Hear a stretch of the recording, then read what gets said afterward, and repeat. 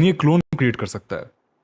और उसमें ट्विस्ट ये है कि वो बंदा जो है, वो क्लोन जो है, उसे कोई इमोशन फील नहीं होता है, उसे डोपामिन की कोई झलक नहीं है, वो हैप्पी फील नहीं कर पाता, सेटिस्फैक्शन फील नहीं कर पाता।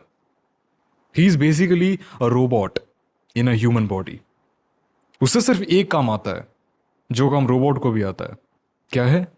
इंस्ट्रक्शंस फॉलो करना। वो सिर्फ ऑर्डर्स फॉलो करता है और उस काम को तब तक करता रहता है बिना रुके बिना थके जब तक वो काम खत्म नहीं हो जाता। काफी प्रोडक्टिव चीज लग रही है। अब तुम्हारा वो जो क्लोन है वो मेरे पीछे बैठा हुआ है। अब मैं तुम्हें आज रात का एक काम दूं और वही सेम काम इस क्लोन को पकड़ा दूं, क्या लगता है इसे बीट कर पाओगे? गिवन गिवन कि ये बंदा टायर्डनेस फील नहीं करता। और पता है टायर्डनेस तुम भी फील नहीं करते। भाई बेंच पे बैठ के, चेयर पे या टेबल या कुर्सी पे बैठ के, और तुम अपने स्क्रीन के ऊपर या फिर किसी पेन या किसी पेपर वगैरह इस चीज को लेके कोई इंसान फिजिकली एग्जॉस्ट कैसे कर सकता है? सोच के देखो।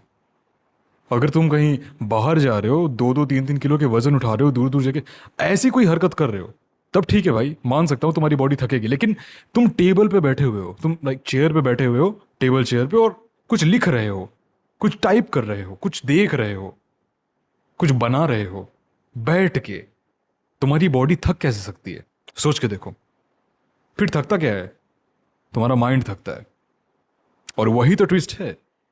मैं जो काम तुम्हें देने वाला हूं आज रात के लिए, तुम्हारा माइंड उसे करते करते थक जाएगा, लेकिन इस भोसड़ी, इस बंदे के पास तो दिमाग ही नहीं है, ये थकेगा ही नहीं। मैंने बताया ना, ये एक रोबोट की तरह एक्ट करता है। इसे जो भी इंस्ट्रक्शन दोगे वो तब तक फॉलो करता रहेगा जब तक वो काम खत्म नहीं हो जाता। ये इसकी सबसे बड़ी प्रोडक्टिव एडवांटेज है। अब तुम सोच के देखो, तुम में और इस बंदे में क्या अंतर है? भाई मैंने लिटरली तुम्हारी कार्बन कॉपी बनाई है। तुम्हारा मुंह, नाक, हाथ, कान सब सेम है, same to same, ditto carbon copy भाई। इवन ब्रेन भी सेम है। अंतर क्या है? ऐसा क्या अंतर है कि तुम एक 2-3 घंटे का काम फुल फोकस में बैठ के नहीं कर पाते हो, और ये बहन का करके बैठ जाएगा और काम मांगेगा, and he will not feel a single second of tiredness. इसकी बॉडी तो थकेगी नहीं क्योंकि वो फिजिकल लेबर कर नहीं रहा है, और इसका माइंड तो इसके पास है ही नहीं, ये सिर्फ इंस्ट्रक्शन फॉलो करता है। माइंड का ही खेल है मेरे भाई। तुम में और इस बंदे में माइंडसेट का ही अंतर है। मैं हमेशा से लोगों को ये बात कहता आ रहा हूं, और बहुत कम लोग इस बात को समझते हैं, कि जो लोग बोलते हैं ना, भाई मैं कंसिस्टेंट नहीं हो पा रहा, भाई मैं डिप्रेशन फील कर रहा हूं, ओ ले all of that starts here and ends here. यही शुरुआत है, यही अंत है, और यही जड़ है तुम्हारा ब्रेन, तुम्हारे थॉट्स। और सेकेंडरी पॉइंट ये है कि तुम्हारे थॉट्स तुम्हारे नहीं हैं। तुम्हारे थॉट्स बादलों की तरह हैं, रैंडम हैं, आएंगे जाएंगे, लेट देम पास। तुम क्या करते हो पता है? थॉट्स को पकड़ के ऐसे बैठ जाते हो, पर्सनली, ऐसे पर्सनल लेवल पे लेके चले जाते हो उसको। अरे मैं ये क्यों सोच रहा हूं, ये थॉट क्यों आया? क्या है? मैं कुछ भी सोच सकता हूं, मेरी सोच मेरे कंट्रोल में नहीं है। तुम कोई मॉन्क नहीं हो, तुम एक नॉर्मल ह्यूमन बीइंग हो, और ये काफी नॉर्मल है लोगों के लिए उल्टी फुल्टी चीजें सोचना।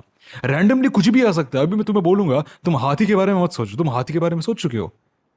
अभी बोलूंगा जुपिटर पे मत जाओ, देखो तुम्हारा मन सोलर सिस्टम के जुपिटर पे घूम रहा है अभी। मैं अभी बोलूंगा कि मेरे सर के ऊपर एक जूता इमेजिन मत करो, दिख रहा होगा जूता। मैं तो बोल रहा हूं ना मत करो, तो मत करो, लेकिन तुम कोशिश कर रहे हो ना करने की, लेकिन उससे भी तुम करके बैठ जा रहे हो। क्या प्रूव होता है इससे? तुम्हारा माइंड तुम्हारे कंट्रोल में नहीं है। और प्रोडक्टिविटी मास्टर प्लान में हम लोग यही चीज समझेंगे कि माइंड को कैसे मास्टर करते हैं। क्योंकि वंस अगेन वो सारी चीजें यही शुरू होती है, यही जड़ है, और यही खत्म होगी।